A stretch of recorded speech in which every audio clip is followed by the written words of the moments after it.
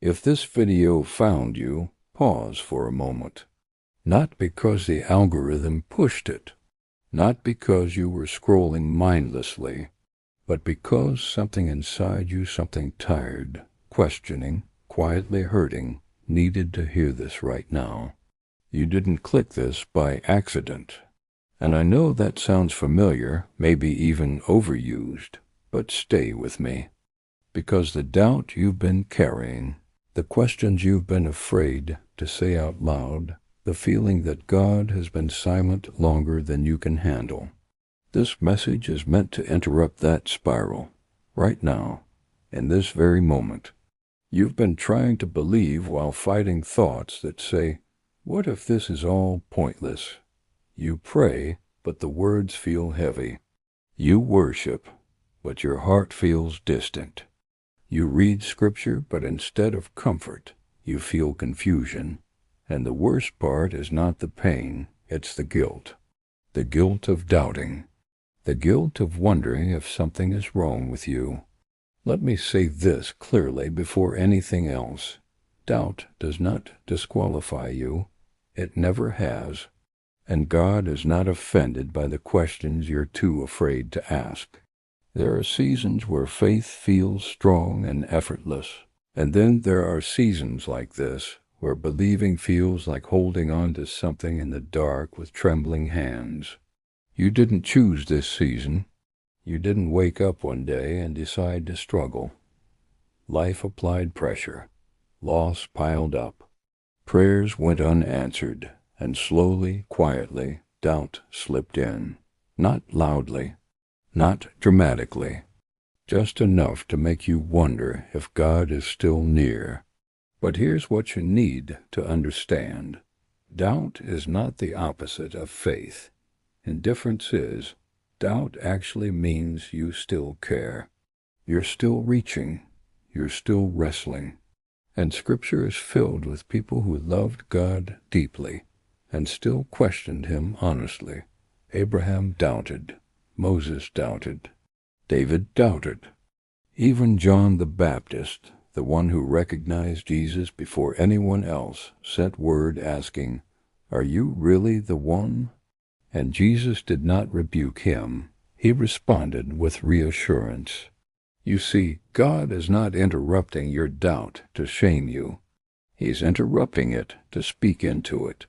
Doubt grows loudest in silence, and you've been sitting in silence for too long. Not because God left, but because He was doing something deeper than you expected. We often think God's presence always feels warm and obvious, but sometimes His presence feels like stillness, like waiting, like unanswered questions that force us to grow roots instead of relying on feelings.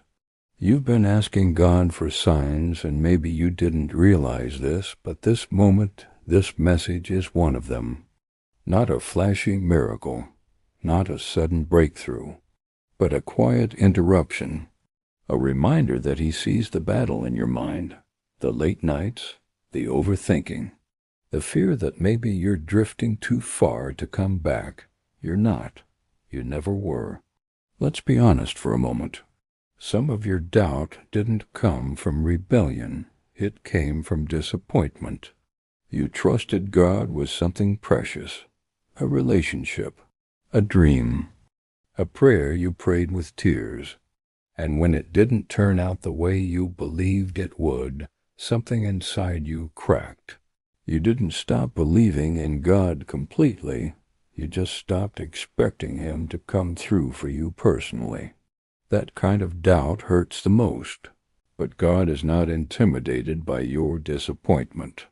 He doesn't demand fake faith from wounded hearts. He invites honesty. Real faith is not pretending everything is okay. Real faith is saying, "God, I don't understand this, but I'm still here." And if you're still here, still listening, still searching, that means faith is still alive in you, even if it feels weak. There's a reason this season feels uncomfortable. God is stripping you of a faith that depended only on outcomes and emotions. and He's building a faith rooted in trust. A trust that says, even when I don't feel you, even when I don't see answers, I believe you are still working. This kind of faith doesn't shout. It whispers. It survives storms. It lasts.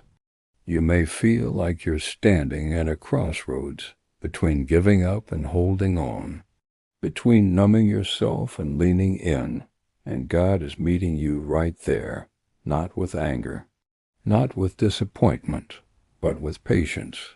He knows how heavy it has been for you to keep believing when everything in you wants relief more than answers.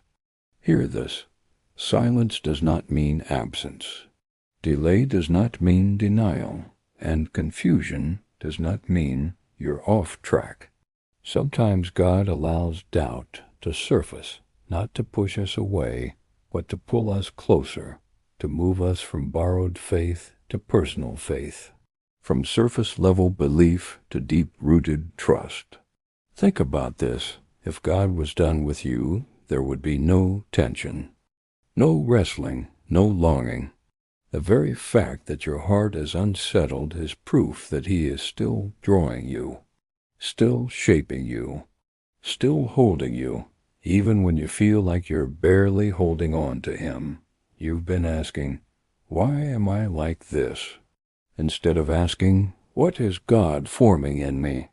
This season is teaching you how to seek God for who He is, not just for what He can fix. And that shift is painful, but it's powerful. Because once your faith matures here, it won't collapse when life shakes again. God is interrupting your doubt to remind you that He is not fragile.